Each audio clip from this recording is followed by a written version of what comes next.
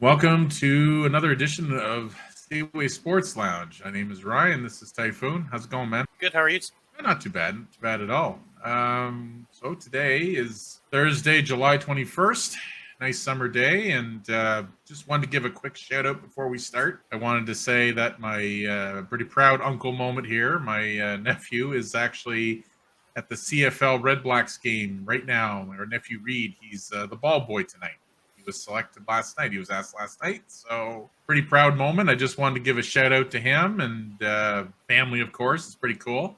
I guess they're playing the Alouettes tonight. So anyway, I just wanted to start with that. That's actually kind of cool. I remember back in '94, we went to Montreal to see a exhibition soccer match again from Canada versus Turkey.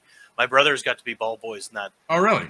That's cool. Neat. I'd never seen that. So that's something new for me. So with that, let's start with where we always start, headline time. What do you got going on in the world of sports, sir? What do we have? Well, I thought we could start a little bit with a couple things that are going on, like just some quick rumors with Calgary and what is happening to that team right now. Well, I have to say, pretty substantial if you ask me. So I don't know what to say about Calgary. I mean, it all starts with Gaudreau leaving, as we know, and basically now, as of yesterday, Tkachuk has said to the brass, at least he told them early, he said that he has no plans of signing long-term with them. So, and apparently, according to a few things that were said, he turned down the 8-year max at 11 from them. So pretty sad, if you ask me. But what are your thoughts? What do you think? I'm going to be honest. I expected it. I never thought he would stick around in Canada. He's an American kid, and he's all about St. Louis like his dad. And sure enough, he did provide the Flames a list of teams that he would sign long-term with. The Blues were on that list, and the other three are Nashville, Vegas, and Florida. So all no tax states, if I'm not mistaken. No income tax. A lot of these guys do. But it's a shame about Calgary. Yeah, that's what he's doing. He's American too. I mean, he wants to probably go home, and he has deep ties to the United States with his dad and St. Louis and other cities. So it's going to be a very unique situation for Calgary. Now, where do you think Calgary is going to go? What do you think they're going to do? I don't know. It's they're kind of in a middle. Like they have to think about it. Are they going to tear it down? And if they're going to tear it down, Tree Living has 1 year left on his contract. Does he do the tear down? Do they re-sign him, or do they take somebody else to do it? Well, this is the point, right? So what do you like? That's what I mean. Like Calgary's in a pickle here. They don't know what to do, and I don't know what they would do either if I was in their boat. I mean, obviously you have to absorb the loss of Gaudreau, yes, Johnny Hockey. Johnny Hockey. How do you replace 219 points? You have to accept you can't. And then you have to find someone. 84 goals and 219 points between those two players is leaving that organization. Just like that. That's a shame. It's a real shame. But again, that's the business. It's the business they're in. So now, because I did read that because Tkachuk didn't file for arbitration, Calgary filed arbitration and made sure that they're on the final day. So August 11th is their arbitration. So they have a window to get him traded. They're going to trade him. He's not going to be a Calgary Flame next year. They have to trade him. They have until the 11th, so I expect the trade to be done in the next few days. Not that close. Yes, they're saying the number of people are saying that he's going to be traded. They're already probably got a deal or working. I had heard a rumor that Calgary already turned down an offer from St. Louis for Jordan Kyrou, Torrey Krug, and a first-round pick. Sorry, that should have been a deal made. I mean, unless that other team comes through. But now that, like I think you mentioned earlier the other day to me, whenever this kind of came about, where we thought it might happen, is that why would a team make a trade anyway and give top value for something they can just wait out, right? Unless they want to jump in on it. But even then, it's just a unique situation you don't see. Like it's just unique in the way that we haven't seen this in a long time. Like the only way I can see somebody jump in to sign it, it would be one of the teams that are on that list, and they want to get the jump on the other three and potentially sign him to that 7-8 year deal to get him a little less than waiting the year after to see what he does, so his value is even higher. Right. Okay. It's same concept, like for example, what Pierre-Luc Dubois did. He didn't file arbitration, and he's only a $6 million qualifying offer, right? So if he leaves, it gets to go to where he wants. He could take that $6 million for 1 year. Yeah. Well, that's it. Like And then what do you do? Like I said, you just, So they obviously have good agents and they're playing it smart. Yeah, absolutely. So with that, let's move on, though. Let's move on from that story. That story, so we're going to be watching that story, everybody, for a while, and we'll see what happens. But what other headlines are going on out there, Tayfun, and other sports? Like, what else have you been seeing? I think you mentioned something to me about a football deal that just happened. Yes, earlier I today. read that Kyler Murray just signed a monster deal for 5 years at $230.5 million. How much guarantee to that? Did they say? You mentioned something to me earlier while you look for that. You were saying that this guy was chosen in 2 different leagues, first round Yes, draft choice. He was a first round draft choice by Oakland Athletics in baseball, and he was a first overall pick as a quarterback in the NFL. That's impressive. That's amazing. He will be getting, what is it, 160 million guaranteed, and if he's injured, he has 105 million guaranteed. Wow, that is a staggering number. Wow, you don't normally see that too often. Usually it's like 80 million, 90 million guaranteed to a big deal like that, but I guess they're going higher. You never have this injury guarantee. Yeah, that's new. That's absolutely new. I wonder if other players will get that. So it must be something they're trying to put into contracts now. It has to be. So he'll be averaging 46.1 million a year, which is only second behind Rodgers. Wow, and they have a salary cap too in the NFL, yes? Yeah. Right? I know it's soft, but it's still there. But it's also like almost like $280 million or something, isn't it? Something ridiculous like that. Has to be crazy. So, wow. It's nuts. The Browns have signed Josh Rosen to 1 year. Right. Wow. Okay. I guess they. I don't know. In case just Deshaun Watson can't go, so. Right. I don't know him too well, so I wasn't too sure. He was he not with the Bills, Josh Rosen? I believe so. I think so, but don't quote me on that. So. Mm-hmm. I just remember him playing, like taking over for a starter somewhere, and it wasn't like a big club or anything. It was they were just kind of struggling. I can't remember exactly who. Okay. I don't know either, but either way, you're going to see more movement in the NFL. I mean, we're going to go into a segment later about the NFL. We're going to talk NFL news because it is an up and coming season, and everyone's looking forward to it. I know I am. I'm sure. I know. Unfortunately, you're a Steelers fan, and you took a big blow this year. But we could talk about that later. It's not at the moment. But with Mr. Ben on his way out, so it's been tough. Yeah, but it could change in a heartbeat. You know that it's not necessarily going to last like this. And knowing the Steelers, they're a pretty resilient outfit. They've been through some tough times too in the past. They're not going to let this sit. They'll find somebody, but we'll talk about that more as we go along. They seem to always find a way through it, and always seem to manage to like even creep into the playoffs. Yeah.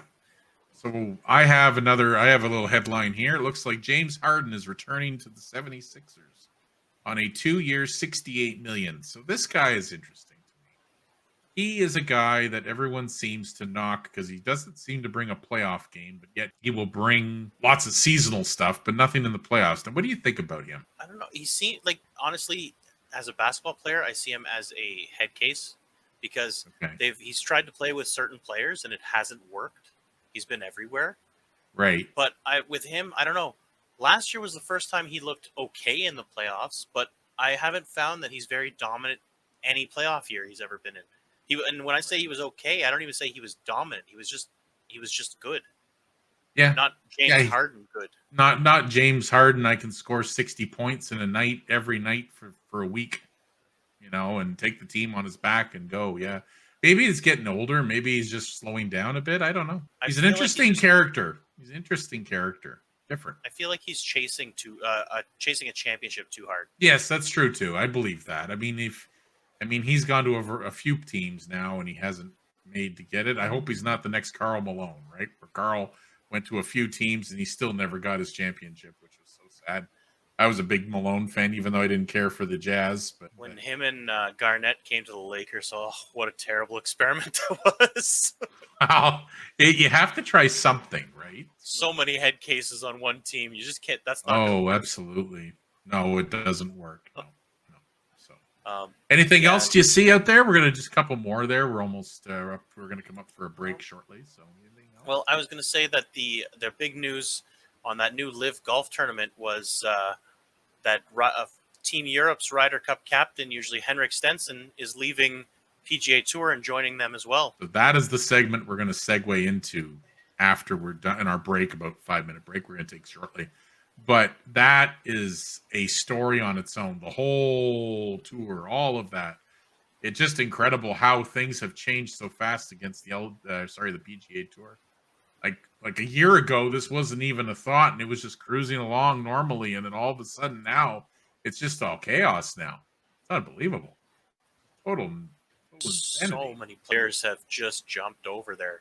It is. It's crazy. Like I said, we'll chat about it in detail. It's gonna be the next segment. It's gonna be about this whole saga that's been going on. So, but yes, that's incredible news. That's yet another big name ready to go over. So, and I mean, I've only scraped the surface on this. I don't even know the full story, but I know you've read a lot about it, and we can talk more about it as we see. But absolutely, it's incredible stuff. Like it's it'd be interesting to see how they do. It's definitely a different style of golf and different setup too. Yes, we'll have to talk. It seems more like a league than a tournament play. Which I don't think is a bad idea. What do you think? I mean, I used to play golf all the time, but Could be PGA interesting. Tour, yeah. I mean, like as a league, it'll be set up differently for sure. You might have a lot closer matchups or like more tiebreakers and things like that. Being a league more than just winning tournament for tournament and gaining points, right? Because I'm sure positioning in each tournament like a completely different finish.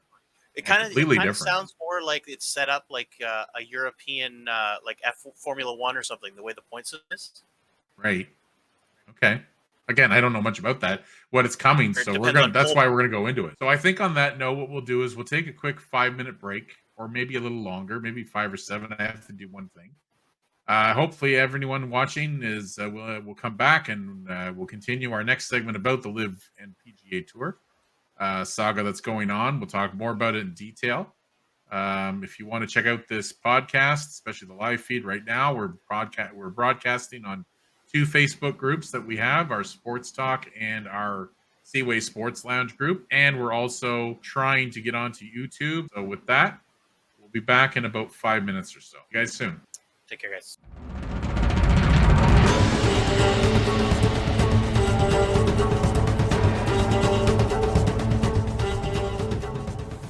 We're back. So, Tayfun, we're going to talk more about the LIV golf. So I looked up the PGA rules to be sure of what's going on with the LIV. Right. In LIV golf, there are 12 captains who will draft 3 teammates each week. Over the course of the 3-day tournament, the 2 best stroke play scores from the first 2 rounds count toward the team totals. In the final round, the best 3 scores from the team are counted to determine the winning team. Really? Wow. That is very different than what we're used to with PGA Tour. So, wow. Okay.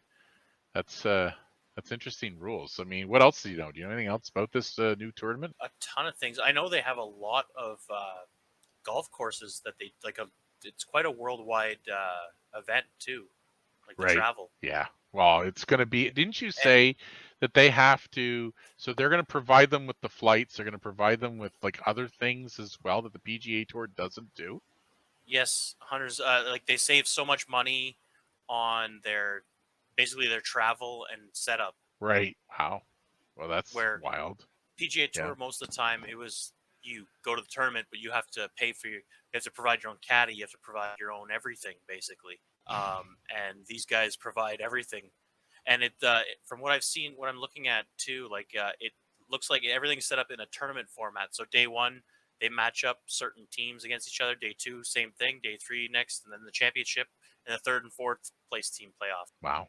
Again, that's what I mean. Like, this is what the PGA Tour. I mean, they've had basically the entire monopoly of golf for decades, and I mean, this is a team. This is a group that's done really well, and they've had a really storied franchise. And as far as I'm concerned, I mean, a lot of great golfers have come out of there. But it's very interesting now to see with a new tournament. And I mean, yes, there's where it's coming from. There's been controversy with that.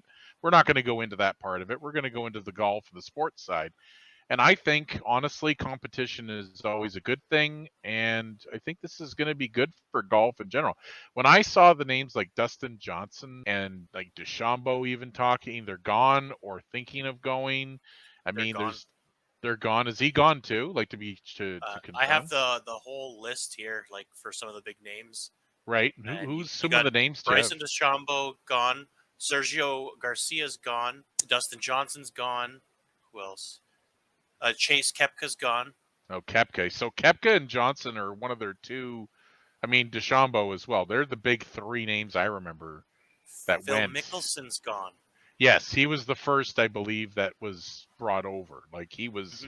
the first big name to drop, and then all of a sudden these younger guys came, and I think that's what stunned the world is that all these younger, basically the faces of the PGA Tour of the next 20 years are gone to this new tournament. So they're And as being I said, devoid, right? yeah, as I said, Henrik Stenson went over too. Henrik Stenson, real. Oh, yeah, that's again big news, big names, lots of money. Now, didn't you mention as well to me that they were saying that they would have a contractual based salary and then they would actually get their winnings over the top of that instead of just the winnings and that's it? From what I read, that's exactly how it's set up. And Dustin Johnson, when he went there, signed a 4-year contract that would be equivalent to his total earnings in PGA Tour in his career. And how do you say no to that? How do you as a golfer, a young man like him, you just got married not long ago and you just how do you say no? I mean, it's money. This is what these folks do this for. I mean, aside glory, they do this for money. And I mean, and he's going to be basically their franchise face. So, like one of them. It's a So, boatload of money. yeah. Oh, it's a boatload of money, and the money doesn't stop flowing, if you know what I mean. It just keeps coming. So, I think it's going to be a very interesting, very unusual time for the PGA. They're going to be going through a lot of upheaval, like a lot of places around the world right now, especially in pro sports. I don't know what they're going to do to help stop this because I think once it starts, that's it. Like, I mean, I got many other names. Imagine Rory McIlroy decided to go over there, and I'm just putting that name out there. There's nothing about Jordan that. I'm just Spieth. saying Jordan Spieth. I mean, yeah, like these are guys that are perennial PGAers that have been playing for a little while now. And I mean, if they brought a guy like McIlroy over to there, I mean, that's a big name. Like that's not a big name. That's a big face to that lead to that that PGA Tour. So I don't know. I don't know what they're gonna do. I don't know if they're gonna have anything to do that. And it's gonna be and they're playing in American cities, you said too. It's not just overseas. Yeah. Their next tournament's in like Portland. Portland, really.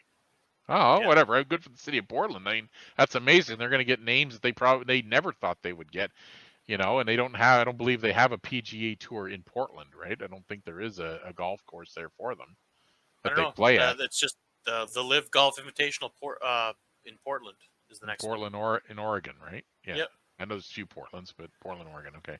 And that's interesting too, because I mean Portland is known as a city that's pretty progressive, so it'll be interesting to see what happens with that when it arrives. With American tour guys leaving to go to this one, with everything else that's going on with that tour and that league, if you want to call it. So wild times in golf. Never thought I'd say that, but wild times in golf. So They have a lot of American tours, to be honest. they do, eh? Yeah. How many do they Jersey, have? Boston, Ballpark. Chicago. Well, back to back, Jersey, Boston, Chicago, and then they go to Bangkok, Jeddah, and then back to Miami. And Miami. Yeah. So those are all top end cities. Those are big cities in the United States. Like they're Trump the biggest. National Doral, Miami. Oh, yeah. I mean, his name's on a lot of courses, so you're gonna see that on a few of them. But it's pretty wild news. So we'll see how this LIV PGA works out. But I think It's with funny. that, what's that? It's Go ahead. funny you said that Trump's on a lot of those golf courses. The New Jersey golf course is also the Trump. Oh yeah, his name is everywhere. His name is everywhere, and golf is one of his biggest. I mean, I've read a number of books about the guy, and golf's a big part of his life. So he's yeah, there's going to be a lot of names with that, with his name all over it with these tours. So, I mean, that's just his name's there. I mean, I don't know how many he owns. He may just own the naming rights for all we know. But yeah, that's the LIV and the PGA Tour. I mean, we'll see what happens with that. We'll do more as it comes along, but I think we'll move on to the next phase. I think we'll be looking into maybe what other news? The NBA news, let's say. What's going on in the NBA right now? NBA. There was a few you said signings. The James Harden signing. I have some NBA news here. I can take a look here. Like Yeah, aside the if you Harden got signing, something, yeah, they have stuff here like they're saying about the KD trade, like KD's request is the Kyrie trying to get out of Brooklyn. I think we talked about that last week or the week before. But I mean, overall, will the Westbrook accept a supporting role with the Lakers? So there, we can ask that question because you are a Lakers fan, as we said. So what do you think with Westbrook? Do you think he's going to be part of the big picture overall? I think they're trying to get rid of him right now. To be honest. Yeah. And is it I just because of money or lack of interest in general, or I don't see him as a fit with LeBron at all, especially no? with hearing that like the Kyrie. There's rumors that Kyrie's going over to LA now. Oh yeah, and we know how that went with him, with the both of them. So okay, So well, I don't see it very good. you don't see it's going to last or do well. No. No, Well, whenever I did the I quick update, I didn't really. I wasn't a big fan of them going after Westbrook in the first place, especially right? the amount of depth they gave up for that guy. It still bothers me. Okay, right. Yeah, well, this is the thing. They gave up way too much and they mortgaged too much, and now we'll see what happens. But I don't know. We'll see. It's going to be LA's going to go through a tough time. I'm just saying, like, whenever I made the quick video earlier a few days ago, I brought up the idea of Scotty Barnes to leave the Raptors for a potential KD trade. Now, I want I'd love to have Kevin Durant in the team, and I've said before that I think he'd be a great guy to build around.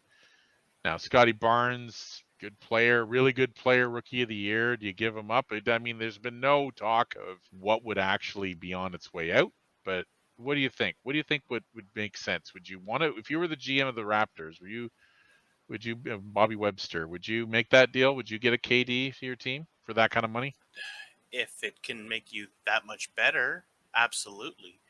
But Right. would he want to stay in Toronto? Is the question. Well, that would obviously have to be a question they'd have to ask him right off the start if this was even Because you don't want to an bring that option. in. You don't want to give away as much as you want. It's going to cost to get him, and he stays a year and then walks away again. Yes, and they have that right. They have that ability in their contracts, in their deals. So that is true. It's a whole new ball game now with these guys. You can't. There's not like the NHL where it's long term and you stay with the team and then the contract goes with them or whatever. Here they can opt out whenever they want. So after a certain amount of time, I don't know. So there'd be risk in it, but like I said, if you can make your team that much better, it's so worth it. But do you risk it if he doesn't want to stay? Right. Yeah, that's true. Yes, and that's you don't. To me, I don't risk it if that's the case. You do have a lot of young pieces in Toronto. You'd hate to give them up. So, but you can build around them. But if one of those pieces could get you a guy like KD and then add on top of that, yes, absolutely. But time will tell. But I know the big thing in the NBA to wrap up this little segment is the Suns and the offer sheet that was sent out just recently. Pacers and the Suns were trying to get a player, DeAndre Anton, I believe. Aiton. Sorry about that, guys. Aiton. And they offered him a 4-year, $133 million offer sheet. And I believe the Suns matched it. So Yes, they did. that's some incredible cash for a young player. Now, I don't know anything about this player in terms of what he brings. I mean, I'm not even sure where he really drafted, but knowing that kind of cash at that kind of offer, obviously pretty good player, but that is probably the sign of things to come with the NBA, right? With these offer sheets and all this other stuff. Young rising star, so you hope it Right. pans out for them. Yeah. But Oh, a absolutely. team wouldn't offer sheet a guy that much if he's not good, would they? Right. Well, guys bust Unless you're sometimes, but unless you're trying to handcuff a team. But I don't see, and no NBA team ever does that. They just want players. yeah, that's true. Well, I saw that come across my my Facebook and my TSN notifications, and I'm like, wow, that is some serious gash. So that's pretty wild stuff. So, but anyway, so yeah, other than that, that's pretty much just quick little news about NBA and LIV golf tournaments. I think with that, we're around 14 minutes. I think we're gonna take a break. We're gonna come back, and then what do you think, Tayfun? What do you want to talk about? We'll let you run the next one, I next think we should segment. get into a little bit of MLS football, some soccer, Okay. because there was some big signings in Toronto this week, just literally this last week, with 3 former Italian national team players coming over. Okay. Yeah. See, so the soccer game is not so much my forte. I'll let you lead this one. So, whatever you have regarding soccer, I'm sure there was a lot of soccer fans out there, and millions of them. So, and if you want to take the lead on the next one, that'd be great. So, with that, Sure. we'll head off for a little break for probably a few minutes, and we'll be back. Just to let everyone know again, we're going to be live on YouTube, the YouTube channel, and our 2 Facebook groups. So we will be right back.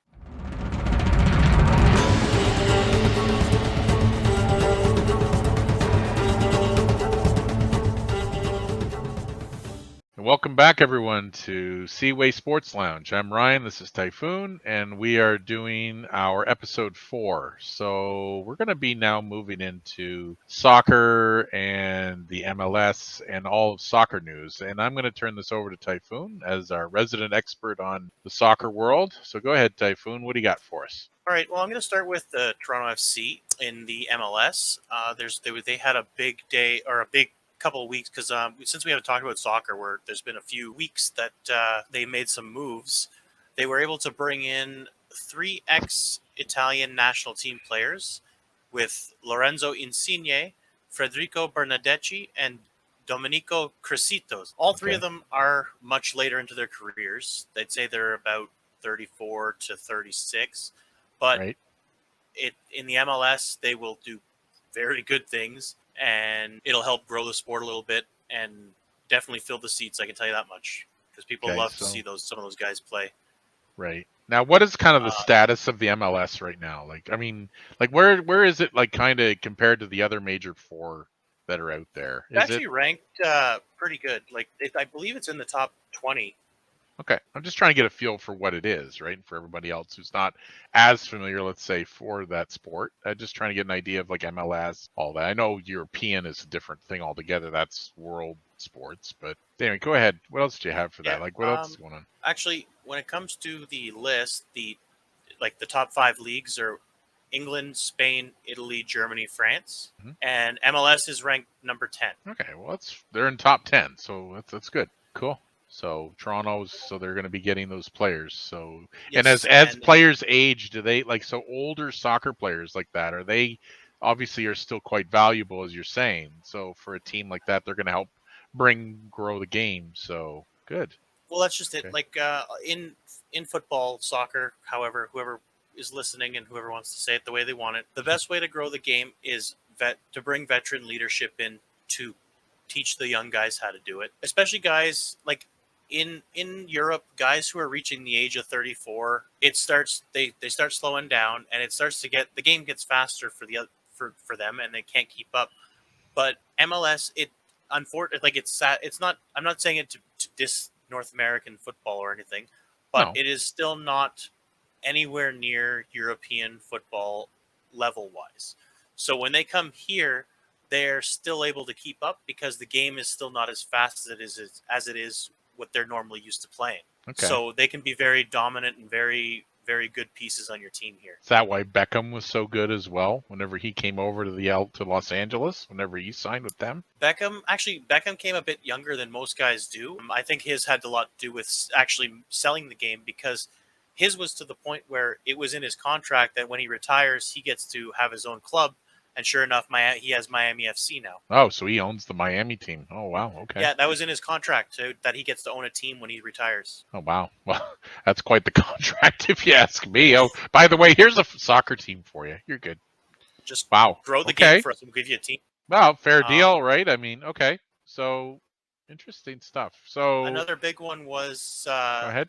Yeah. there's another big one that I heard was Gareth Bale has left Real Madrid, and he is now headed to North America to play for LAFC. Okay. That is huge news for a lot of people, for a lot of fans too, because Gareth Bale was at one point one of the world best. Okay. And what was his position? What's his position in soccer?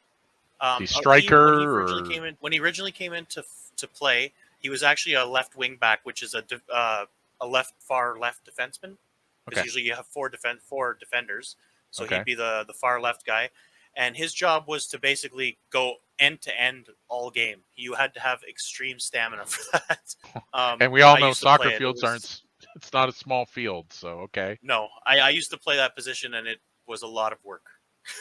So he did that for a long time with Tottenham in England, and then he started playing. Then he kept getting calls to the national team, and they started playing him in the midfield up there. So he moved to the midfield later, and then he got signed with Real Madrid when Cristiano Ronaldo was a star there. So they had two mega stars playing in Real Madrid, and he was quite the big name there. Some fans didn't like him, and some fans loved him. He was kind of one of those guys. Yeah, and that's what happens, right? With just like any sport, right? You'll get your stars that everyone loves and adores, then you're going to have your guys that are going to be some love them, some hate them. So that's wow. Okay. Well, if he's that good and if he's going to help, I mean, that's good to hear. I mean, I'm hoping soccer will grow. I mean, I've never really I mean, I used to play when I was very young, but not long either. I used to play more at school more than anything with my friends every day, actually, at one point. But in terms of professional, it's good to see another league starting to build on top of that. So that's good to hear these guys are coming over from Europe and they're trying to grow the game over in North America.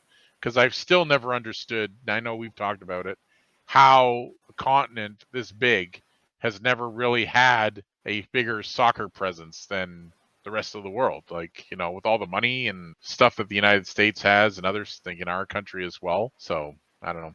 I totally get that. Yeah, cool. What about the European front? Soccer is a multi-billion-dollar corporation.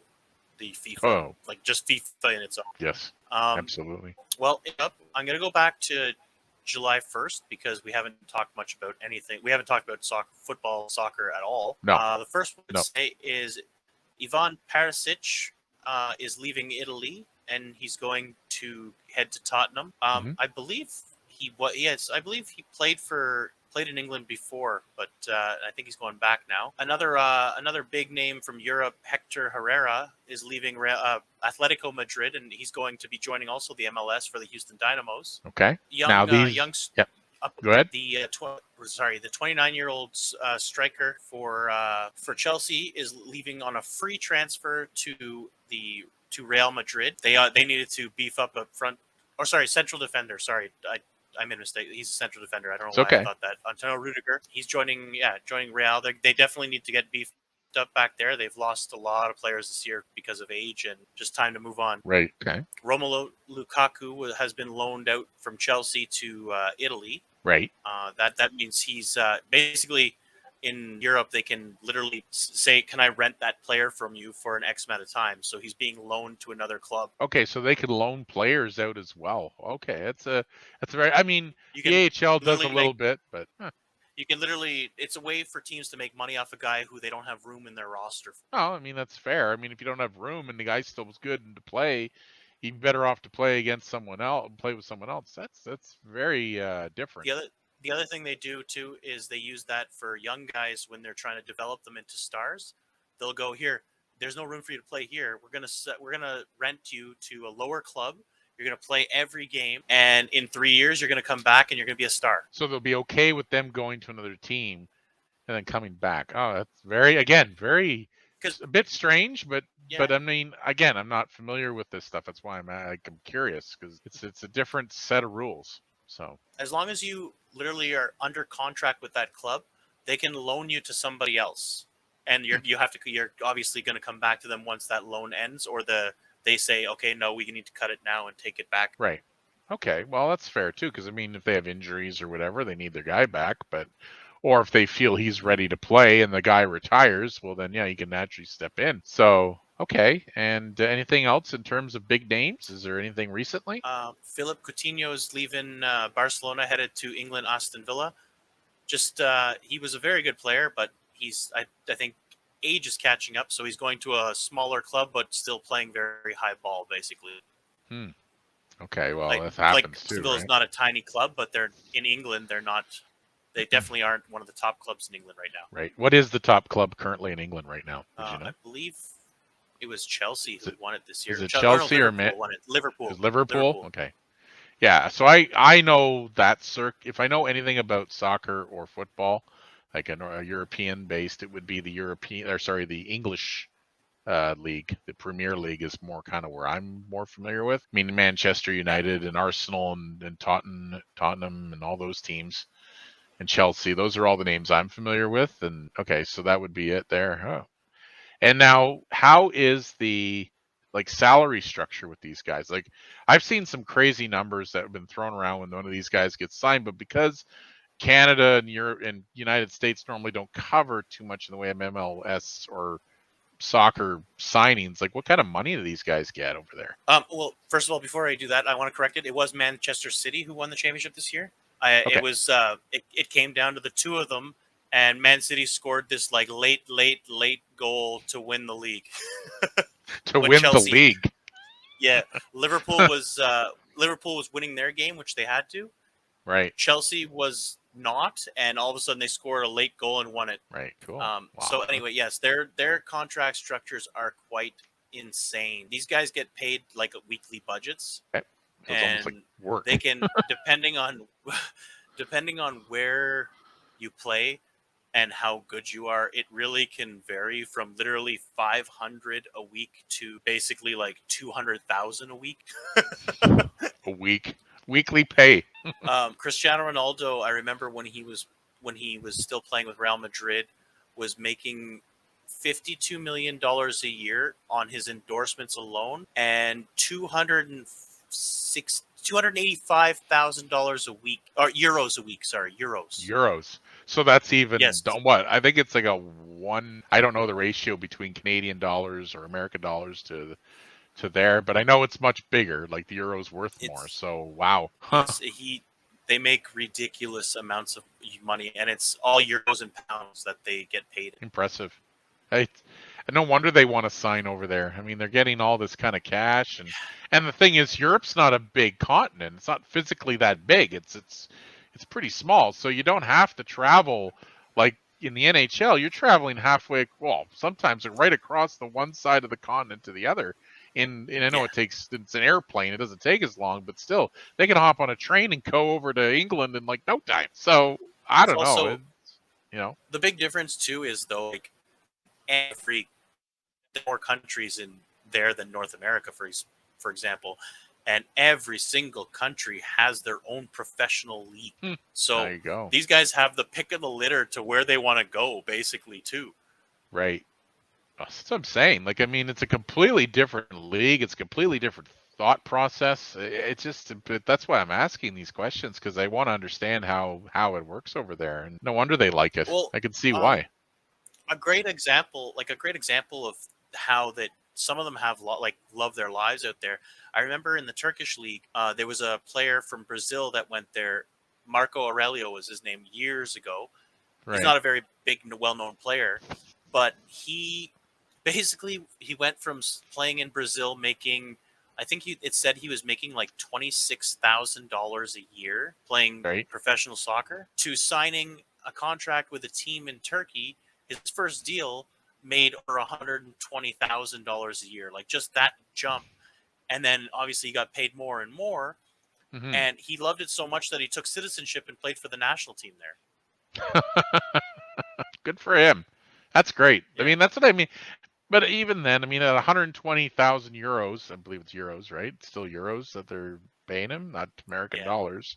I mean, the No, no. guy's At that rich, time, right? it was yeah. There's probably still euros. Oh Yeah, yeah. it's been around a while, but yes, very interesting stuff. Like I said, I'm not familiar, but now I'm getting much more familiar, and then we'll continue to cover soccer. As I said, Typhoon will probably lead this segment more. I mean, lead more segments as we go along. Yeah, we can do that maybe in the lot more next one if signings. you I want. could just quickly name a few. Okay, go Yeah, ahead. We can sure. extend it a little Just bit. finish up a Sure. few. Sure. What do you got? Yeah. Sadio Mane is leaving Liverpool and he's gone to Bayern Munich. Okay. Mane was a big part of Liverpool the last couple of years. And as usual, as what I always call them is Bayern Munich, the poachers. They went and stole another good player because they buy whatever they can get. They tend to do this, I take it. Okay. Yeah, Like the the Yankees. worst Like the Yankees. like their own. They just poach Right. anything. Another one is Erling Haaland. That's a huge one. Again, leaving Dortmund. He will be headed to Manchester City. This kid is supposed to be like a giant phenom. I think they bought his rights, his contract talking rights cost 60 million pounds. Because in football, like in soccer, when you're doing a transfer in Europe, it's not like you're doing a player trade. Once in a while they'll swap players, but if the player is under contract with the team that you're speaking to purchase their player, you have to pay a transfer fee before you can even sign a contract with the player. Oh, really? Again. So they literally have to buy the me. player's old contract from that club. Oh, I mean, in a way, he did sign a deal with a team, so the team's contract should follow him. No different than any other division league. It's just it's a neat system how it works. Very, very neat. I like it. Honestly, it sounds really like I'd love to hear more about that too. Maybe another segment later on in another distant episode, we can talk about soccer in a little more detail about that. So, okay. Anything else? Di Maria is leaving Paris Saint-Germain and going to Juventus. Paul Pogba is leaving Man United and he's going to Juventus. Raheem Sterling is leaving. Sorry, what was that? I was just thinking, is Juventus coming up again? Another player from Juventus? Not this time? Okay. Raheem Sterling is leaving Man City and going to Chelsea. That's okay. That'll anger some fans for sure because it's within the country. Sure. Right. Okay. This signing, really makes me question things. I'm not sure about this. He's a great player, don't get me wrong, but Man United signed Christian Eriksen. Christian Eriksen is a player who literally died on the soccer field at the Euros last tournament. He was running and his heart stopped and I remember that. Dead. I remember that. Yeah. Yeah, he was revived and brought back, and he quit for like a couple of years, and he's been cleared to come back. But again, that's a risk. That's a big risk. I would not want to put that guy on the field. No, I wouldn't either. I mean, it could happen again at any time, right? Especially if they don't really know what happened to him. So interesting stuff. It's good. So we got all these big names moving around, and I mean, like I said, as I learn from you about soccer and understanding what's happening, that's great. Is there anything else? This is huge news. Oh yeah, this one's huge. Okay. Robert Lewandowski is leaving Bayern Munich and leaving the German National League and heading to Barcelona. Now, this player played in the German league for years. Like, he's 33 now. And he was literally goals away from being the all-time leading scorer in the German National League. Okay, wow. So, and like, he's deciding that let's go to the Barcelona. He has like 412 goals, and the record was 416, I think. You just couldn't stay for the couple other ones, eh? Nah, I'm done. Let's go to Spain. Let's try something new. Let's try something new. I heard Barcelona's nice this time of year. I don't know. I'm just thinking, like, hey, whatever. Guys have a chance to do whatever they want. I mean, obviously at 33, his career's probably. I mean, how long does soccer? Just to finish up here, how long do soccer players tend to play for?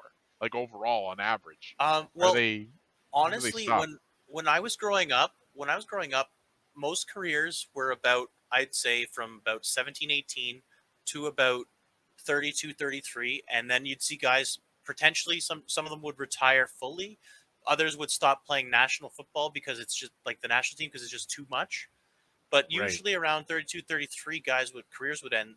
But recent years, like the last 15 years, I'm seeing guys like, I'm like, that guy's still playing and stuff like that. Because because of hot yoga and all kinds of stuff, players are able to last longer because their joints are more flexible. And Right.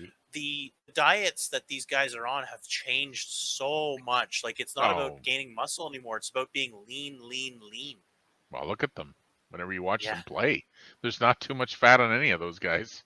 They're pretty lean all over the place to run that much and to be older. I mean, into your late 30s, let's say. I mean, it's impressive you could do that. That's just for me anyway, but it's It used to be only goalies who would last. It used to be just the yeah, goalkeepers who could last that long because it's the right. less wear and tear on their bodies. Oh, yeah, you're jumping, but you're But not really running as much, right? As you're far not as I you're know. not having collisions constantly either. No, at that too. Yeah, you're not colliding or not injuring yourself that way, and that I'm sure that happens plenty in soccer. As a professional goalie, there's no such thing as landing awkward when diving because you've perfected the form of how to land, how to do everything, so you don't Right. injure yourself. Yeah, exactly. Yeah. That's pretty cool, man. So thanks very much for that. That was enlightening. Again, like I said, it's a new subject for me. I mean, I've known all about soccer. I've known how the game how it played. I played a little bit, but anyway, thanks very much for that info. We'll definitely be looking more as we go along. We're going to definitely look more into the soccer world. And before we go on our little break, we're going to take another little break, and then we're going to go into MLB. We're going to go into baseball because that's the current one of the big sports right now going on. It's probably the biggest sport right now. And we'll go into that. We'll look into there. But just letting everyone else who's watching out there right now, feel free to leave a comment in the comment section on Facebook and YouTube about what's your favorite sport. Which sports do you like to hear about? What kind of things you want to hear about? And we'll definitely take a look at them to garner more subjects as we go. So I think with that, we'll take a break and we'll be right back, probably about 5 minutes or so. Okay, see you Sounds soon. good.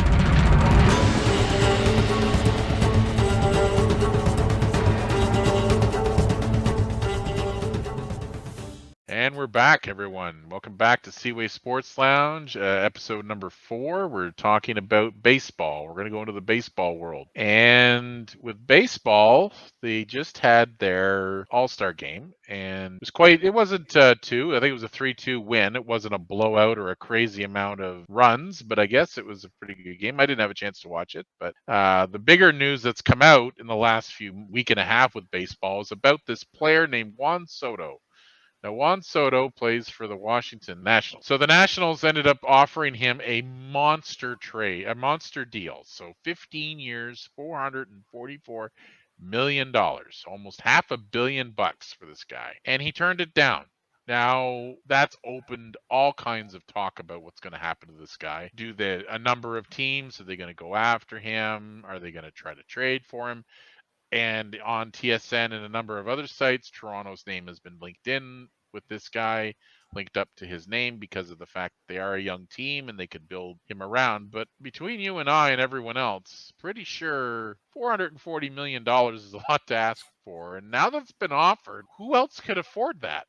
Like, who else could afford it, and who else wants to pay it? And the 15 years is my problem, too.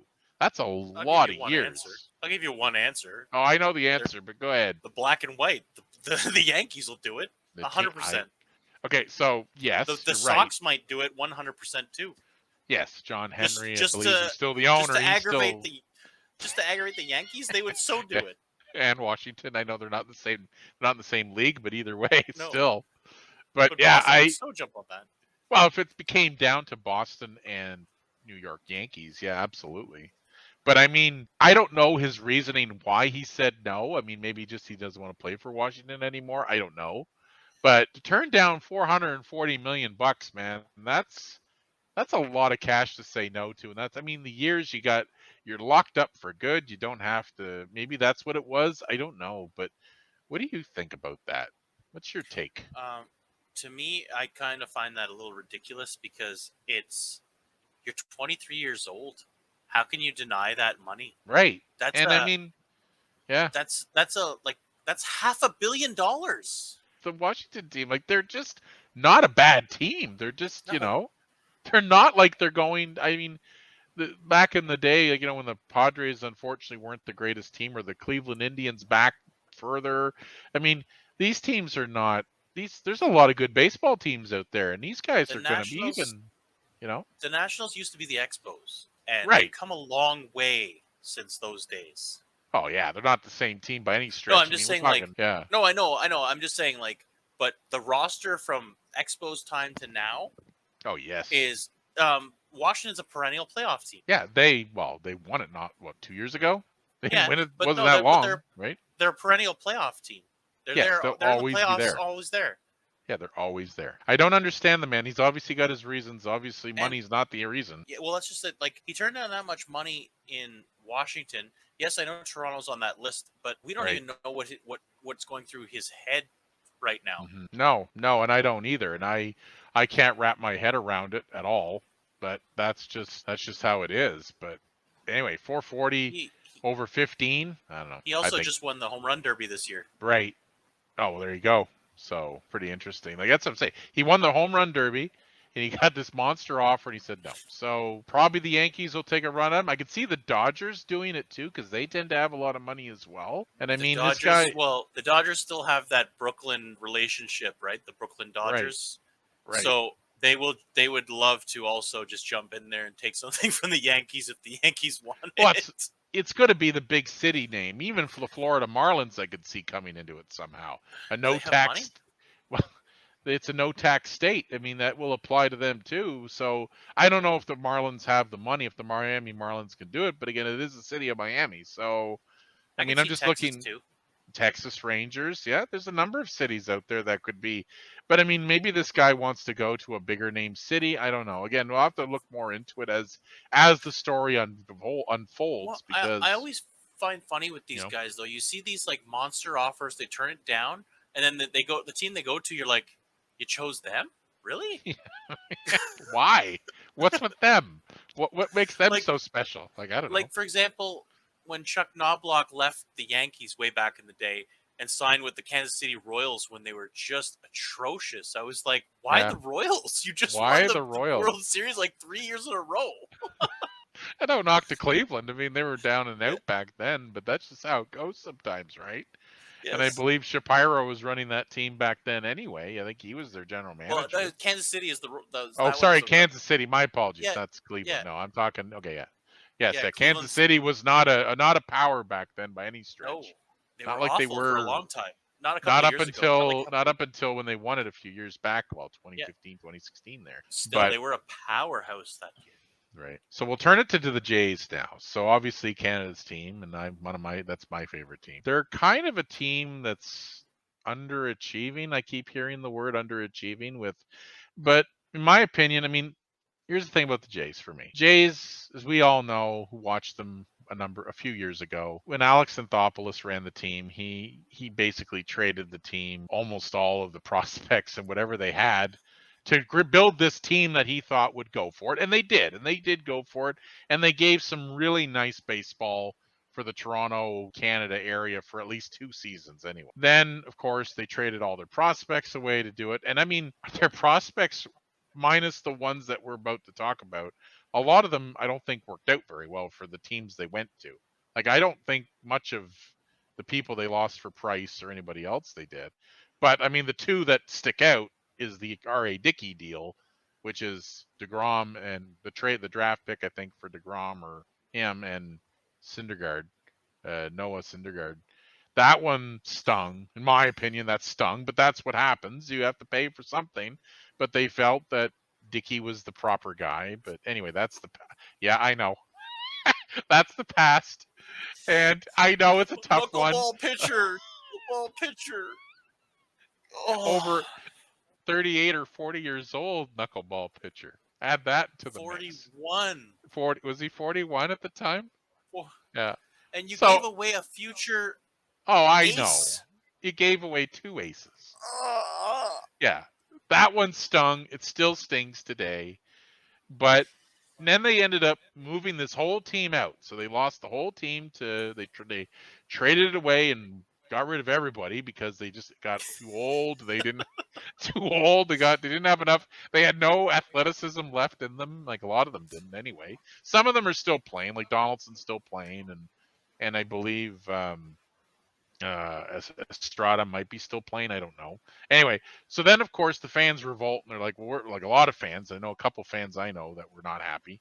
Anyway, we're like upset with when they brought Shapiro and Atkins in, and then they basically tore the team down to the wood. But I'm like, no, this is all part of the plan. This is what they're doing. So now they've built this nice little team that's growing, and I just think what happened was, and this is the thing I gathered out of all this, is that they were pegged as a World Series winner this year, and I'm like, how do you even like guys like Steve Phillips, I think were even saying something similar. Don't quote me on that. I mean, that's what I was reading. However, it's like, aren't you guys pushing the envelope a little bit? This is a very young team. Give them 3 years to build and develop and learn to play together. Like guys like Bichette and and Guerrero Jr. And I mean, these guys are all. I mean, they brought a few veterans in or young, older players like Gaussman and their other pitchers, and they're hitting the right. The right hand third baseman. And I mean, that's all helpful. But again, I don't think they're going to be and they're showing it now because they're 50 and 43 right now. So they're 14 games back of the Yankees, but the Yankees are just steamrolling this division. So 50 and 43. Have they won? They've won like 4 or 5 in a row then. Yeah, they just came. I think they just started to go back hot again. So they've been a hot and cold team all year. They've had like really good streak, and then they kind of went down again. And they went up. But that's a typical young team. Young, that's right. Exactly. That's what I'm getting at. Is that this is normal. This is standard. That's every sports growth. You might next year have a peak season where they overachieve and they might be great, and then the next year they underachieved to where they were supposed to be. Right. Like they're in a wild card right now because they're in the new third. So in this year, this is the first year they've done it. There's a third wild card spot now. They've added teams to the playoff roster, and Toronto's sitting currently in the third and last one, and Boston's behind them by 2 games. So Boston's there, but Toronto's ahead. So if Blue Jays could get going again and go on a hot streak again, they're battling out with Seattle and Tampa. Those are the 2 teams that are in the wild card with them, but obviously I'm sure they'd like to surpass them, but go into the major standings with Minnesota and Seattle and all these other ones. So it'll be interesting to see how it goes. But in a nutshell, the Blue Jays are an up and coming team, and people just need to give them time. And and these 2 guys are pretty shrewd GMs, as I said in the past. They've been in the league a long time, especially Shapiro. I mean, he ran the Cleveland Indians for a long time, or the Cleveland Guardians now, as they're called. And he is a brain in baseball. Yes, he is. He is a guy that's been doing this forever, and and he built the Cleveland Guardian team quite well. The 25 wins in a row team. Yeah, the team that went up against the Oakland A's record back in 03-04. And surpassed it by 4 wins. Yeah, and blew by it. It only took 20-some years, less than 20 years to do it, and it took 100 years to beat the first one. Like that's pretty impressive, I have to say. But I mean, if you look at the teams around, the Yankees are steamrolling right now. They're doing well. Houston's playing well as usual. All the usual suspects in baseball are playing well. Like LA Dodgers are 30-6, 60-30. I mean, the New York Mets are doing quite well. They're 58-35. Milwaukee, which is healthy this year, I think. Yeah, exactly. That's what's helping them. That's what their biggest issue has been the last few years. Is their pitching has not been healthy. I've been in a baseball pool now for 2 seasons. It's my second season in it, or my third actually. Sorry, and I picked DeGrom in there, and unfortunately, he just couldn't get healthy, and it just cost me all kinds of stuff. But now that he's healthy and he's playing well, clearly as you can see, they're doing well. But anyway, so Milwaukee's there. Also, yeah. I had a question from previously. You said the Jays are in a wild card spot. How many teams make the playoffs now? So there's 3 wild card and 3. So 6 from the A, so 12, as far as I understand. Or sorry, so right now there's 3. So the division leaders get an automatic spot like the NHL. Same idea. And then there's 3 wild. So it's 6 from the AL and then 6 from the NL. So it's 12. It's a 12. Now, I don't know if there's a play-in or if it's going to be I know there's obviously going to be a one and done game, which they always have. Yes, I think that's what it is. The extra team is that one extra play-in game, I think. Yeah, they have the wild card game. They always have it. Yeah. Yeah. And then that's what the extra playoff game is now, because they saw it made money in COVID, so they added that. Well, it does, because I mean, I'll be honest, I watched the Orioles play the Jays that year with Encarnacion and all that when he hit the 3-run home run to win the game. I'm telling you, I was on the edge of my seat the entire time, and that went into extra innings. That game was awesome. It was crazy, and it was in Toronto. The whole building almost came down because it was so loud. But anyway, it was a one So or done game, right? 162 games isn't enough. We need another. Well, it's kind of funny is that you have to play. We just played 162, but we're going to decide. It all comes down to one game, right? It's like We got to play one more to decide it again. just to make sure we got to make sure who stays and who goes, right? Anyway, I think it's good. I mean, baseball's going to be, as I said, baseball's down in the second half. If the Jays tends to have a hotter run in the second half. Now, if the underachieving team itself can get better, then great. They also have the trade deadline coming up very soon. It's usually at the end of July, maybe into early August. It's usually the end of July is when it happens. Be interesting to see. Names floating? Not right now, not that I know of. I mean, Soto is obviously one of the big names because of what just happened. Really, right now, they don't really have too much in the way of news. I don't see anything right now, but I will keep track because I will bring up some names when the trade deadline does happen, because that is a big deal because a lot of teams do make some pretty sometimes significant trades at those deadlines and can like change the whole shape of their roster because other teams just don't want to. They can pay their money's prorated right by that point. So they can literally, there's next to nothing left on a contract. The team's trying to go for it. They'll get, and baseball, as you and I know, are all about prospects. They don't trade draft choices like the NHL does. They trade prospects. That's what they trade. So they just collect and collect and collect draft choices.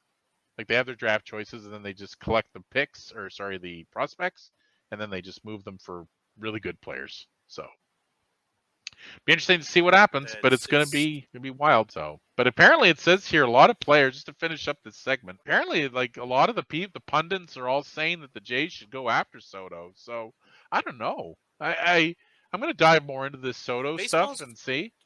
Baseball's funny though when it comes to like where to play. It's not you don't really hear about I don't want to play in that city.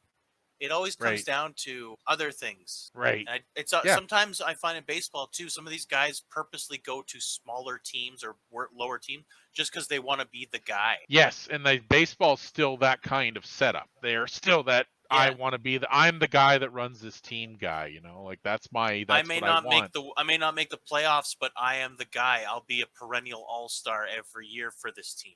Yeah, like back in the days, whenever we were kids, whenever like Ken Griffey Jr. and all the names that we knew, it was they all had their teams. They all played for atrocious teams too. Like Barry Bonds was on the Pirates, and Griffey was on the Seattle, the Mariners, but then of course you had your big three in Atlanta, the pitchers. Frank Thomas was on the White Sox. Yeah. Yeah, and then of course you had obviously the Yankees stacked, and the Atlanta was stacked with pitching, and Jays were stacked for a few years in the '90s, and versus New York was the Expos were stacked too. Hey, the Expos were stacked too. They were a good team. If you go over the roster they had in '94, it was a shame. Ridiculous. It was an exact shame what happened there. So that was a shutdown of a third. That was the World Series trying to be a third team in Canada. Right. Okay. Well, apparently that was after the Jays won their back-to-back, and then best team in baseball was the Expos at that time. Okay. So we just had a comment come in here, actually. It's really cool. It says here, just letting you know that the new format will do away with the single wildcard game. Instead, pit the third division winner against the last wildcard team and the first two wildcard team playoffs in the best 2 of 3. Well, that's interesting. So there's no more single wildcard game. Now it's going to be they're going to basically, so what he just said there, the third division winner will play the last wildcard. So that makes sense. To me, it makes a little more sense because I didn't understand like how they do that. So thanks very much for that comment. That was good. That helped clear that up. Thank you. Yes. So that's good. That's good to know. So just trying to see where that came from, but sorry about that. Anyway, so we'll find out who that was. It doesn't say on my program here. So with that, we're going to go with one more break. before we conclude the show, we're going to wrap it up with some NFL news. Lots to talk about that because that season's up and coming. And of course, many sports fans out there love NFL, including us. We both have our teams, and we're going to have a chat about the NFL and see what's happening and see about our teams, how we feel. And we will conclude with that, and then we'll end the show there. So we'll be back in about 5 minutes or so. Okay? See you guys in a bit.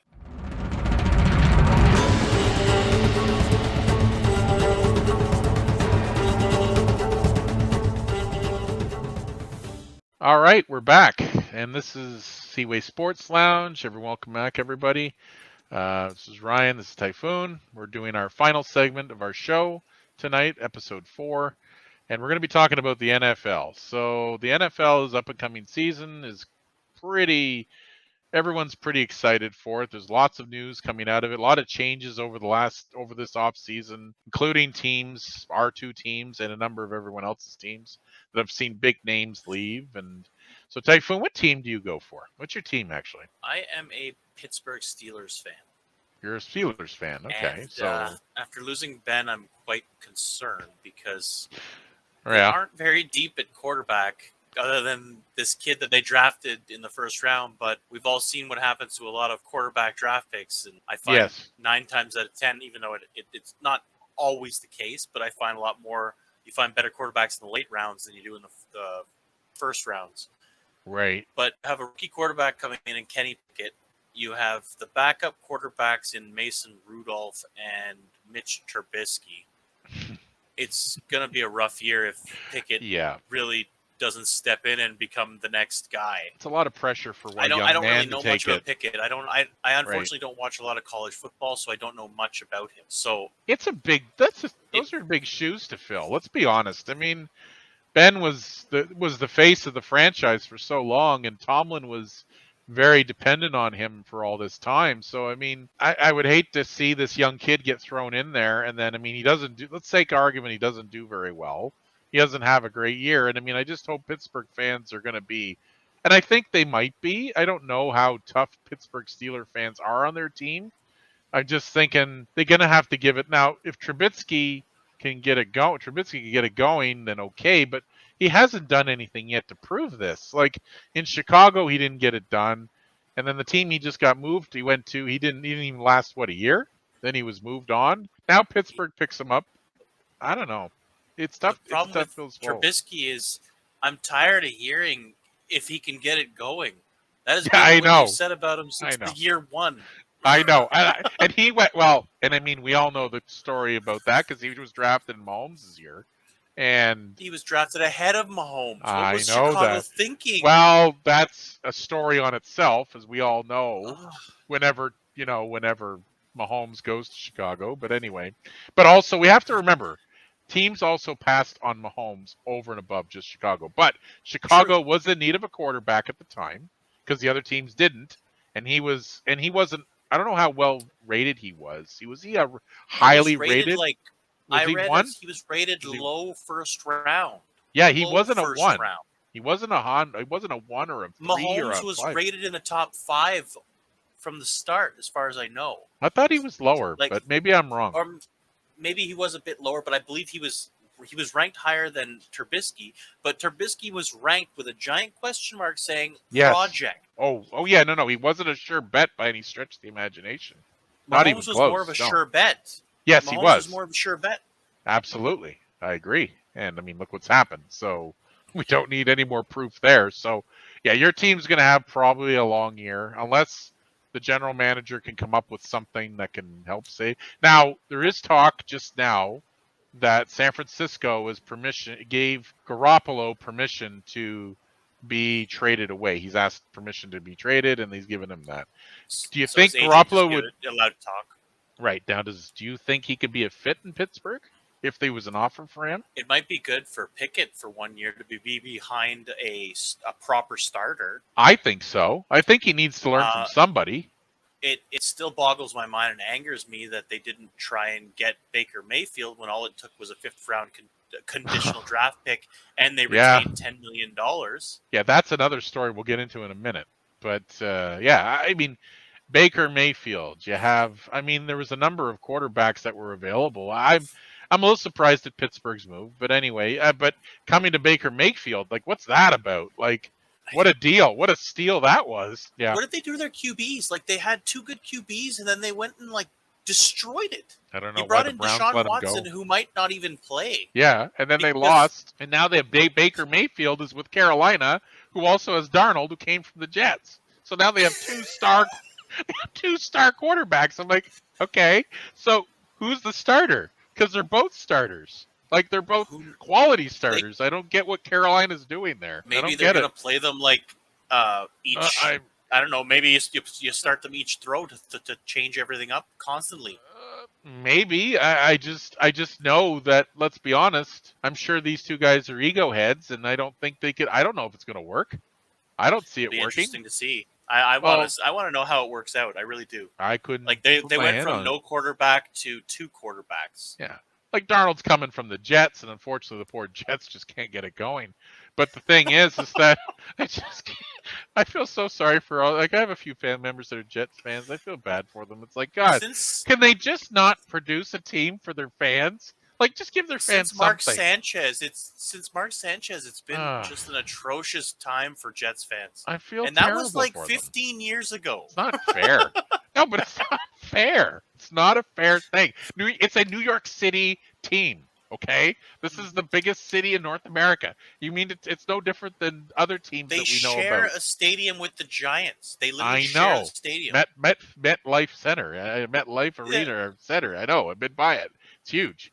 But anyway, I just can't get past the fact that the Jets can't get going. But that's, again, they're another story on top of that. But Darnold came from there. Now he goes to Carolina, and now they bring in Mayfield. I don't see why. But anyway, it's peculiar. But you know what though, Mayfield could be good for if they can get him going for a few games. Maybe they brought him in to move him to bring in something else later. I would have to think so. I mean, why would you bring in these 2 monster quarterbacks? They'd have to. They'd have to, or unless it's a deal. You've seen the NFL too. Like if Mayfield doesn't work out, they'll just release him. They don't even care. Well, that's it. The NFL's got one of the best run systems, in my opinion. If they don't want you, they just cut you. They don't even think twice. They just cut you. There's no contractual agreement. There is just contracts done. Yeah, that's it. Yeah, it's crazy. So you got Mayfield and Baker. So let's go through. We got Baker, Mayfield. We got Pittsburgh, not too much. Mayfield and Darnold now on the same team. My team lost my best receiver they've had in 30 years, as far as I'm 20 years anyway. Last generation, and he went to go play with his friend in Vegas with Carr, and now they still are ranking Green Bay as a contender. Now, I know there's players to throw to, and Green Bay will still be there because they have Rodgers, but I think they've been weakened, honestly. And Green Bay's not had, in my opinion, not good luck, but they just don't find they manage their guys off seasons as well as they should. We always seem to have this problem. And now Rodgers was an issue last year with his whatever it was that he went through, and he chose to, whether it was true or not, I don't know. I mean, some reports said it was him. Some reports said it wasn't. I don't know, but I mean, that's behind them. But the thing with him, the biggest risk with Rodgers, just to come to him for a few minutes, is that if he would have left the team this year, so let's take an argument they couldn't get the agreement done, they would have had a $46 million cap hit on their team without him there because they had to get out of this deal. $46 million of dead cap space. And it was reported the Steelers were interested in him.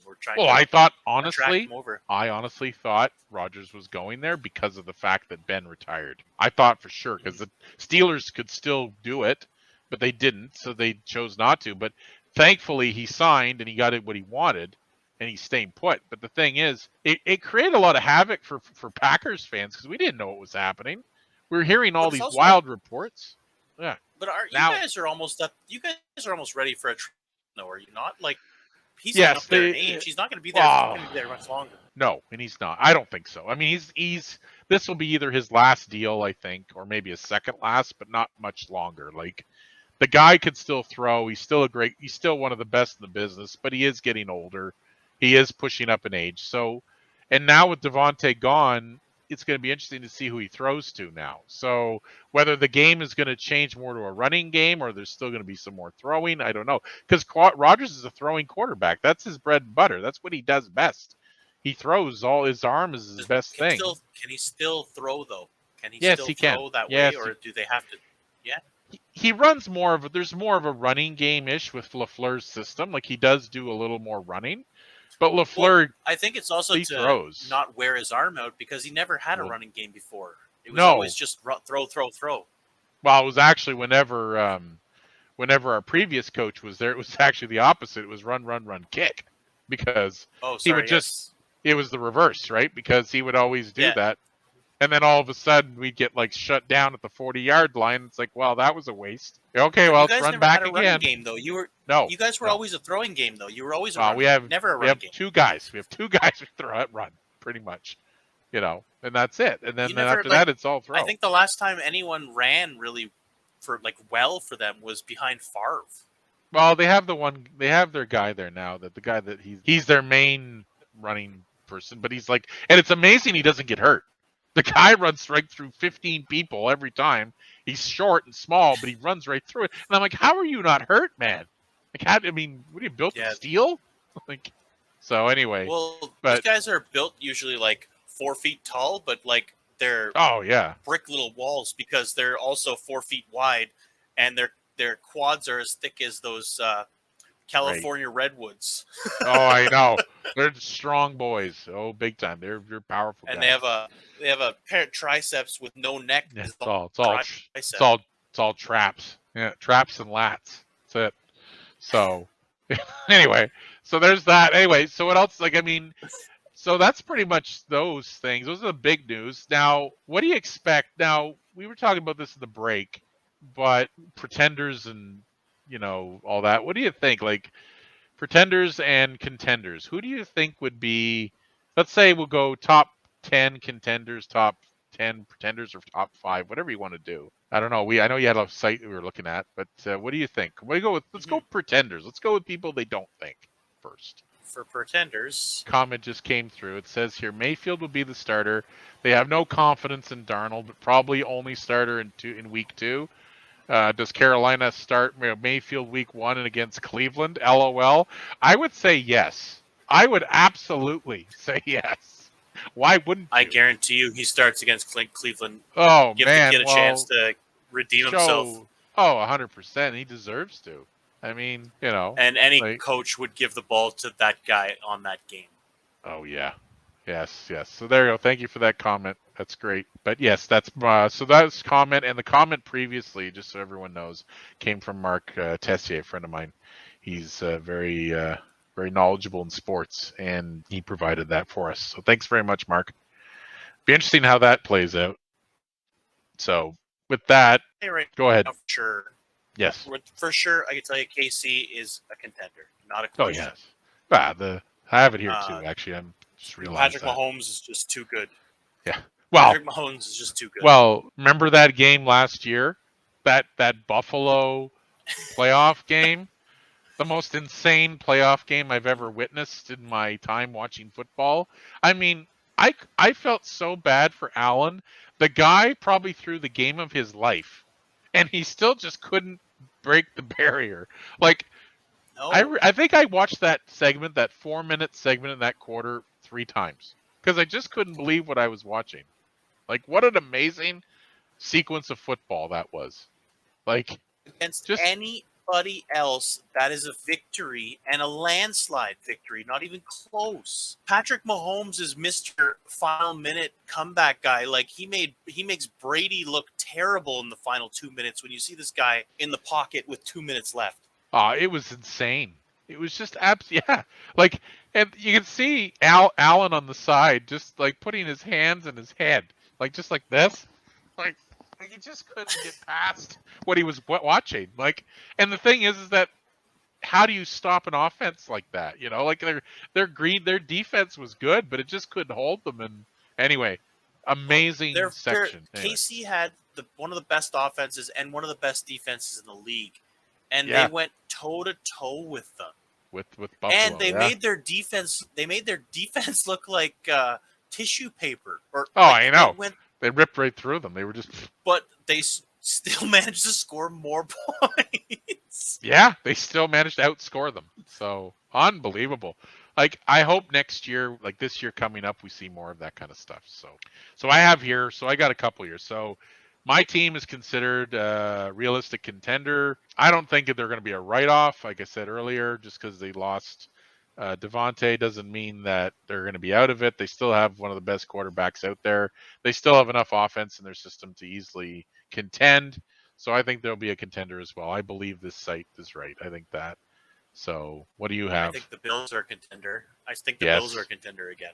The Bills are going to be a contender for a long time. Yes. I'm even hearing rumors they're trying to convince Joe Hayden, the cornerback, to come join them because they need a cornerback. And right, Joe Hayden's a 3-time Pro Bowl. And the thing is too is that yeah, it's Buffalo, but it's not. Buffalo Bills is different. They are beloved by their city, and they're supported very well. And to bring a guy like that in would just bring the fans elation. Plus the fact they're a building team. They're going to be a contender for a number of years, and they're fun to watch. They are a fun team to watch. I don't care for the Bills, but I watched those few games they were in the playoffs last year, and I was entertained. I enjoyed their football. So good for Buffalo. It's a lot better football than the last few years. Oh, 100%. Absolutely. I would say the Rams are a contender. I have always said Matthew Stafford is an amazing quarterback who is stuck on a brutal team. Well, and when you're last year going to the playoffs, he proved it. He totally proved it. They get, look, I have an O-line. I can actually throw the ball.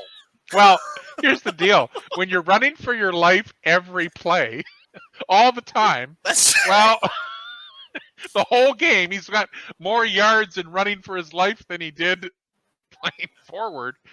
Honestly, I mean, what do you do? He goes to LA the first year in his deal that is after the trade, wins. Like Stafford is great, and I'm so happy for Stafford. I really am. And you know what? He was on a team that's against in my division. He was the only quarterback I ever watched throw like 400 yards a game and lose. Well, that's what I mean, and I had Stafford. Well, I had Stafford in pools, and I couldn't believe what I was seeing. I'm like, you got 484. One night he had 484, and he lost. I'm like, and they lost like 28-21 in a last-minute touchdown. Yeah, that's how it works. That's how it worked in Detroit. So. And they were winning 21-0. Right. Well, that's the point, right? Really great start, and then they just die out in the second half. But anyway, that's good for Stafford. So yes, Rams would be definitely good. They're saying here pretender is the Raiders. I don't agree with that. I think the Raiders have done some pretty shrewd moves. I think there's more to come. And I mean, it's a new team to the league. It's a new team to that city. And now with the Vegas Golden Knights there, and now you have the Raiders. I mean, Vegas has now become, which I don't know what took so long, became a pretty good city for sports, especially professional sports. And they've got now Carr, they've got Devontae. They're going to be I think they're going to be a better team than there now. I think they're going to be a better team. I really do. I think they're going to be a good club coming out of the West. But that's just me. We'll see how it meshes. Like, it might not mesh. It may not, but it may. I don't know. I know Carr and Devontae Adams played together before. Right. But things change over the years. Right. Oh, and I understand. And the AFC got better, and I understand that. Like I said here, the AFC has gotten better. And with Russell Wilson now with Denver and you know, that's they're so still yeah, I still can't picture that. Yeah, that doesn't wrap around my head either. Seattle to Denver? Okay, that's different. But okay. Now, here's the team I want to They're saying the Bengals are a contender this year. I could see that. Who's this? Sorry? The Bengals. The Bengals? That was the team. That was the team I wanted to bring that up because the Bengals had a really nice playoff and they almost went to the end and they didn't win. I question this team because of their O-line. Like, Joe Burrows was still sacked 70 times last year. Right. Like, yes, they had a great season, but your quarterback should not get sacked 70 times in 16 games. Yeah, that's right. Oh, and again, I mean, I don't know. I think, honestly, I don't know Cincinnati well. They did well last year. Can they do it again? Maybe. We'll see. I don't know. We'll see about them. I'm not really sure about them. They say contender as well, like they're reading the same site, but contender is there. I think the pretender would be the New England Patriots. I don't know what they're going to do. I mean, they're kind of in flux right now. I don't know. What do you think? They got the cornerback for J.C. Jackson there from the Raiders. Their offensive coordinator Josh McDaniel is now coaching the Raiders. Right. Yes. So I mean, I never count Belichick out ever because the guy's got this magic wand where he can just like create these players out of teams that have been basically throwing players away, and he's like, oh, we're gonna make them really good now in like half a season. How do you do that? Like, but I don't know. I don't count them out, but I don't think they're gonna be a strong force this year. I got one for you. What's that? The Miami Dolphins. They just brought in Tyreek Hill. Can they make the playoffs? The Dolphins? Who's their quarterback? They just made that crazy deal with KC to get Tyreek Hill. Isn't the quarterback the Tagovailoa or whatever? Yeah. Tagovailoa? Yeah. They're saying though that according to this site, he said he hasn't put it all together. So I don't know. I mean, for Miami fans, I hope they can have some success and get some playoff time with them. But I think Miami will be better if they're bringing a guy like Tyreek Hill, and they obviously want to win. So I think it's time. Just a matter of time. I think they will be better. I don't know how they'll do this year, but I think they will be. Another one I have is the Cardinals. They just lost Chandler Jones, obviously, because he's gone to Vegas, but they replaced him with 1,000-yard receiver Marquise Brown from Baltimore via trade. Right. And Kyler Murray's got that big contract now. Can they playoffs this year? I think so. Arizona's a good team. They usually do fairly well. They make noise in the year during the last few years they have anyway. Now Watt was on their team, right? Was he on there, or was that someone else I'm thinking about? No, I think Watt. Did Watt just go there, or did he? I thought he left. I know he was there before. I know there was somebody there. He was a Houston Oil. He was on Houston before. He was with Houston's, yeah. So, yeah. Well, anyway, I think they're going to be a team. I think that I wouldn't count them out. I wouldn't say. Yeah, he's on the Cardinals now. That's where. Yeah, he that's went where to I the thought Cardinals. Watt was on the Cardinals. Yeah, I wouldn't. They've got a decent team there. Cardinals. I mean, after their embarrassing loss in the Super Bowl a few years ago, like they had up what? Well, we don't want to talk about it, but against. I mean, they. I'm like, oh god, guys, you got to win that game, but they didn't. After that, they made some changes. They're going to be okay. I think they're going to be a good team. Arizona was up against New England, and New England won the game in 4 minutes. Oh yeah, I think in 4 minutes. Yeah, it was That's a complete blowout. I think. Yeah, it was ridiculous. It was nuts. But anyway, so just to wrap up that part, I mean, they're saying here Kansas City, as you said, Cardinals, Buffalo. Now they're saying the pretenders are the Dallas Cowboys. They're the number one. The Dallas Cowboys are a team, obviously, America really wants them to get going. A lot of Cowboys fans I know, many, many, many, many of them, and a number of them in the chats. And I mean, I don't know them anymore. I don't know them personally, like in terms of what they have. I used to follow the Cowboys off and on more so back in the day. But they say pretender. I don't know. I would have to read more about them. But Jerry Jones, it's Jerry Jones's team. He's always good. He's got lots of money. He can always turn that team out and turn around it in no time. I mean, after their quarterback's horrible injury 2 years ago, I think, or 3 years ago, I forget which, that terrible ankle injury, which I didn't think Prescott was going to play again. But apparently Dak got it going. He got the surgery, and then he was playing last year. Like they said, was career ending. That could be career ending because if you saw it, compound fracture. If you saw the injury, you would agree.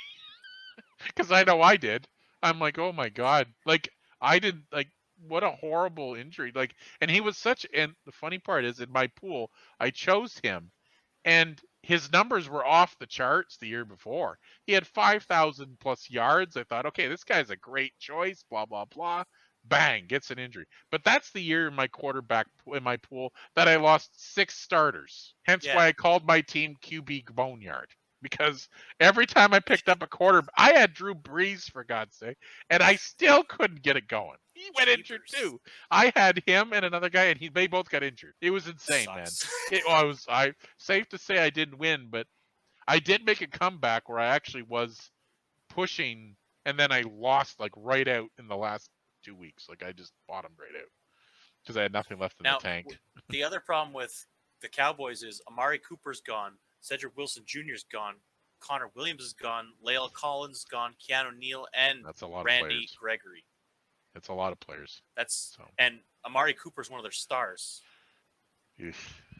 Yeah. And Jerry Jones didn't have any cap space to bring in any Pro Bowl level talent. Right. It's like, yeah. I guess they're so cap strapped. So right. That will hurt. That will hurt the Cowboys big time. Yes. Well, Mark here, Mark Tessier, the man who's been providing us with some excellent comments. He's a big Cowboys fan, and he says here, with the extra wild card spot starting this year, so apparently there's an extra wild card spot. We should look into that. I hope my Cowboys can grab it. They're finally healthy. Well, that's here's hoping. Here's hoping they can get going, because I know that Dallas fans and a lot of America wants Dallas to get back on track. So we'll see what they do. Well, obviously cover America's team. That's right. That's what I'm getting at. They were number one, so I still think they are America's team.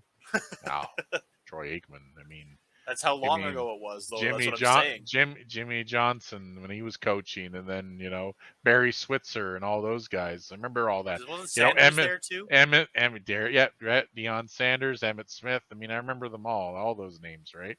All the household names of the '90s. So, but anyway, it's going to be interesting to see how it all goes. But I think we'll wrap it up here. The NFL will obviously cover more as the season gets closer. Anything coming up. So again, Tayfun, thanks very much for doing this. This has been a blast as usual. Thanks again for all the info you provide, and thanks to anyone who watched and participated. Thanks, Mark, for all the great comments, as I said earlier.